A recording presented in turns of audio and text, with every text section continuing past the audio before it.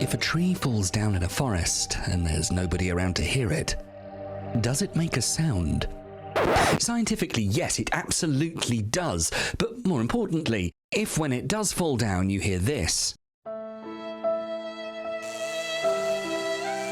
or this,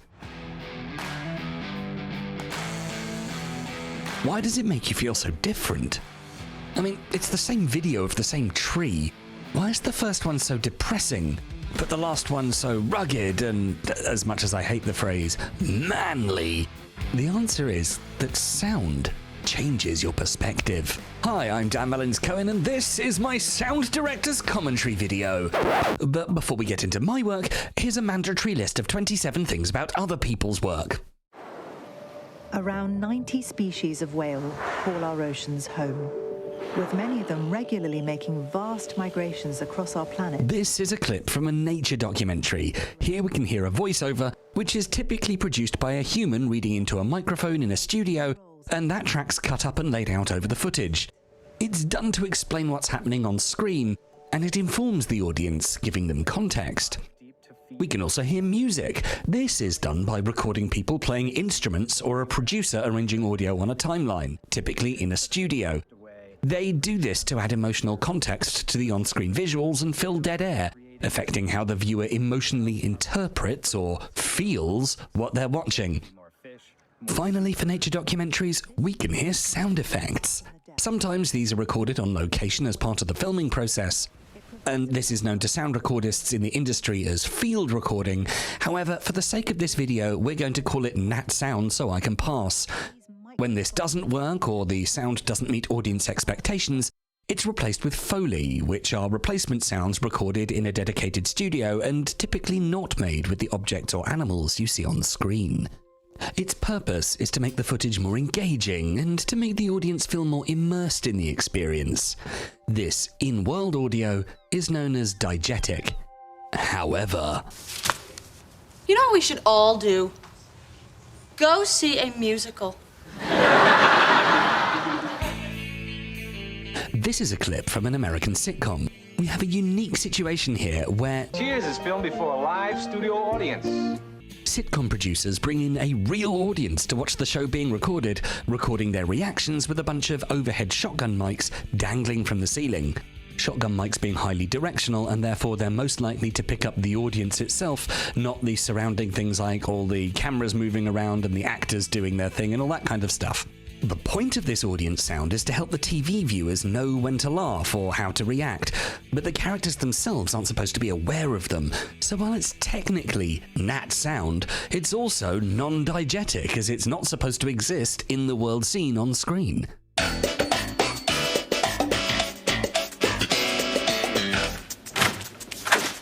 While background music is pretty rare in sitcoms, musical idents or motifs are regularly used to transition between scenes.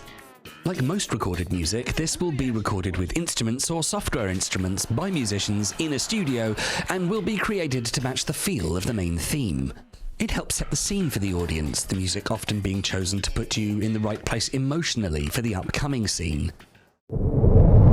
Hey, did you hear the people upstairs in 5A are moving out? Why? The people upstairs are moving out. No! Finally, in sitcoms, there's dialogue.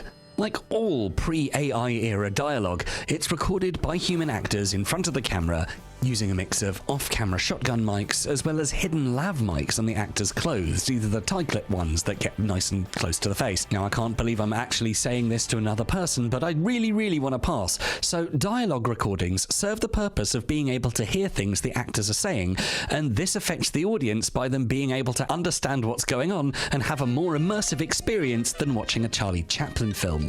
Okay, for my final 9 examples of the use of audio in videos, let's look at a pre-2000s movie trailer.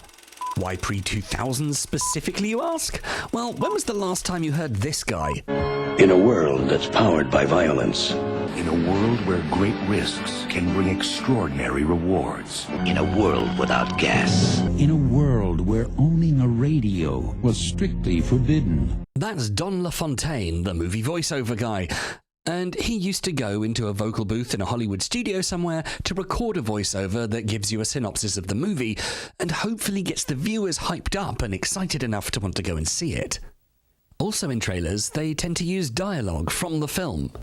I want you to hit me as hard as you can. Why? How much can you know about yourself? You've never been in a fight.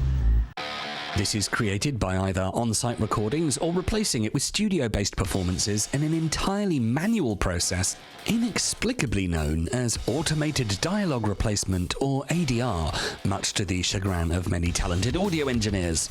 They include dialogue in the trailer to give viewers a sample of what to expect, with the intention of exciting or intriguing the audience enough to book a ticket. Finally, for this section, we've got to talk about background music. How these are produced generally depends on the specific movie, but most movies today will not have an original score ready for release when the trailers are in production, so they generally rely on library music created by third-party musicians, or they get a 20-something female vocalist to sing an 80s or 90s pop rock song very slowly over moody orchestral sounds created using sample libraries and digital instruments. Welcome to your life.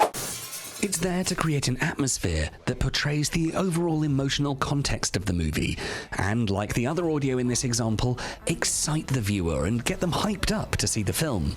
So there you go, kids! Now you know 3 things about 3 types of sound usage in 3 different media products. I hope you learned something, but to see if I did, let's take a look at my actual video. Sorry, just a quick interruption to let you know that voiceover is different from nat sound because it's a voice recorded in a studio, and nat sounds are sound effects recorded on location, which is in turn different from music, which is recorded in a studio by musicians with instruments and software tools. Thought you'd like to know. Anyway, as I was saying... Hi, I'm Max. I'm the chef of Laz. This promo video took the form of an interview overlaid with footage from Max giving us a tour and cooking in his cafe. As this video is a promo to encourage visitors, I wanted the atmosphere to feel happy, friendly, personal, and most of all, real. Knowing there'd be a need to capture diegetic sound effects, dialogue, and general ambience, I took my Rode Wireless Go 2 kit for the interview and my handheld shotgun mic from Boya for the sound effects.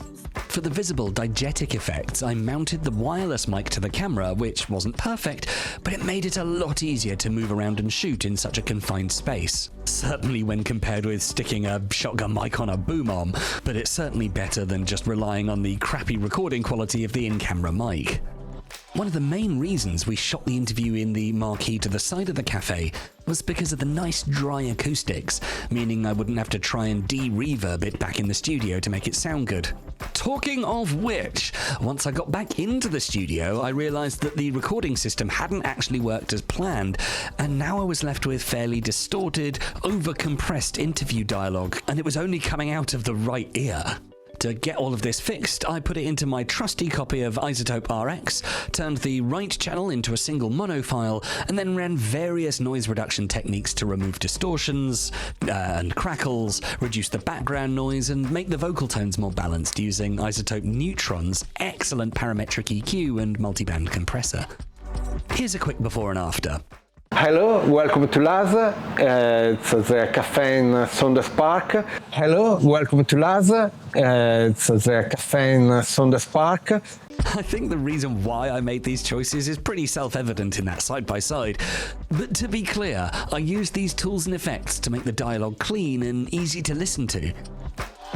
The final thing you want us to take a look at is the mixing. So as you can see, there's layers for music, speech, diegetic audio, and sound effects. As Premiere's auto ducking doesn't seem to be doing anything for me, I did it all manually using control points on volume automation lanes to bring the music down whenever there's speech, but this didn't actually turn out to be necessary when it came to sound effects. However, they still needed some amount of fade in and fade out just to make sure that they sit nicely in the mix and didn't sound too jarring. And if I'm not mistaken, that's everything you want to know about my final project video. I hope it serves you well. I've been Dan, you've been watching my video, and I'll see you around. Goodbye.